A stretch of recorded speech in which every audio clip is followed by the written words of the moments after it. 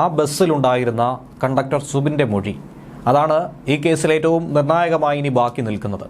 CCTV ദൃശ്യങ്ങൾ പരിശോധിച്ചാൽ കാര്യങ്ങൾ മനസ്സിലാകുമെന്ന് കരുതി, പക്ഷേ മെമ്മറി കാർഡ് മിസ്സിംഗ് ആയ സാഹചര്യത്തിൽ, കാണാതായ സാഹചര്യത്തിൽ അത് ഇനി പോലീസിനെ വലിയ തോതിൽ വലയ്ക്കുകയാണ്.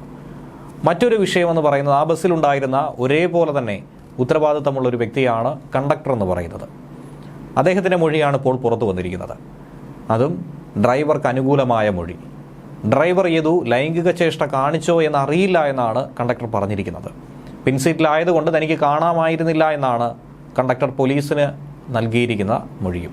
വേറൊരു വാഹനത്തെ ഓവർടേക്ക് ചെയ്തോ എന്നതും തനിക്ക് പറയാൻ കഴിയില്ല, തനിക്കതിനെക്കുറിച്ച് അറിയില്ല എന്നും കണ്ടക്ടർ വ്യക്തമാക്കി. ബസ് സാഫല്യം കോംപ്ലക്സിന് മുന്നിൽ വെച്ച് തടഞ്ഞപ്പോൾ മാത്രമാണ് സംഭവങ്ങൾ എന്താണ് എന്നുള്ളത് അറിയുന്നതെന്നും സുബിൻ മൊഴി നൽകിയിട്ടുണ്ട്.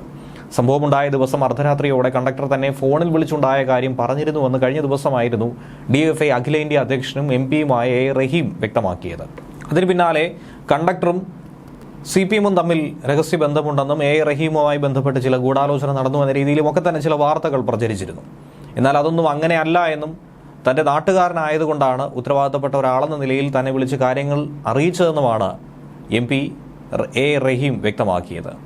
അതിനുശേഷമാണ് ഇപ്പോൾ കണ്ടക്ടറുടെ മൊഴിയും പുറത്തു വന്നിരിക്കുന്നത്.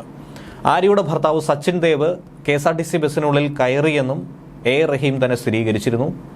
കേസിലെ നിർണായക തെളിവായ CCTV ദൃശ്യങ്ങൾ അടങ്ങിയ മെമ്മറി കാർഡ് ബസ്സിൽ നിന്നും കാണാതായതോടെ ഏറെ നിർണായകമെന്ന് കരുതിയിരുന്ന കണ്ടക്ടറുടെ മൊഴിയാണ് ഇപ്പോൾ പുറത്തു വന്നിരിക്കുന്നത്. KSRTC ബസ്സിനുള്ളിൽ 3 CCTV ദൃശ്യങ്ങൾ പതിക്കുന്ന ക്യാമറകളാണ് ഉണ്ടായിരുന്നത്. ഇത് പരിശോധിക്കാനുള്ള അനുമതി പോലീസും തേടിയിരുന്നു.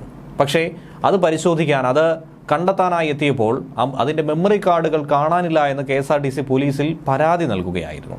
അങ്ങനെ അത്യന്തം നാടകീയമായൊരു സംഭവം തന്നെയാണ് കഴിഞ്ഞ ദിവസങ്ങളിലൊക്കെ അരങ്ങേറിയത്. കേസിലെ നിർണായക തെളിവായ ബസ്സിലെ CCTV ക്യാമറ ദൃശ്യങ്ങൾ അടങ്ങിയ മെമ്മറി കാർഡ് കണ്ടെത്താനുള്ള ശ്രമം ഇപ്പോൾ 3-ാം ദിവസവും തുടരുകയാണ്. ഇതുവരെയും കണ്ടെത്താൻ കഴിഞ്ഞിട്ടില്ല. എവിടെ പോയെന്ന് തന്നെ അറിയില്ല. എപ്പോഴാണ് പോയതെന്ന കാര്യവും വ്യക്തമല്ല. മെമ്മറി കാർഡ് എടുത്തു മാറ്റിയത് തിരുവനന്തപുരം സെൻട്രൽ ഡിപ്പോയിൽ നിന്നായിരിക്കാമെന്നുള്ള ഒരു പ്രാഥമിക നിഗമനമാണ് ഇപ്പോൾ അന്വേഷണ സംഘത്തിനുള്ളത്. KSRTCയുടെ ആഭ്യന്തര അന്വേഷണവും ഇക്കാര്യത്തിൽ തുടർന്നുകൊണ്ടേയിരിക്കുകയാണ്. ഇതുമായി ബന്ധപ്പെട്ട് കഴിഞ്ഞ ദിവസം ഫോറൻസിക് സംഘം KSRTC ബസ്സിൽ ഒരു പരിശോധന നടത്തിയിരുന്നു. അതിന്റെ ഫലം വരാൻ കൂടി കാത്തിരിക്കുകയാണ് അന്വേഷണ സംഘം. മെമ്മറി കാർഡ് കാണാതായ പശ്ചാത്തലത്തിൽ മേയർ കൊടുത്ത പരാതിയിൽ അന്വേഷണം എങ്ങനെ മുന്നോട്ട് കൊണ്ടുപോകുമെന്ന വലിയ അങ്കലാപ്പാണ്, സംശയമാണ് കണ്ടോൺമെന്റ് പോലീസിനുള്ളത്. എന്നാൽ ഡ്രൈവർ യദുവിന്റെ മൊഴി പോലീസ് വീണ്ടും രേഖപ്പെടുത്തും. യദുവിന്റെ പരാതിയിൽ പോലീസ് പ്രാഥമിക അന്വേഷണവും നടത്തും. 2 ദിവസത്തിനകം തന്നെ ഇതിന്റെ റിപ്പോർട്ട് DCPക്ക് കൈമാറും. KSRTC ബസ്സിലെ CCTV ദൃശ്യങ്ങൾ കാണാതായ സംഭവത്തിൽ ഇതുവരെ ഒരു എത്തും പിടിയും കിട്ടാതെ, ഒരു തുമ്പും കണ്ടെത്താൻ കഴിയാതെ പോലീസ് നട്ടം തിരിയുകയാണ്.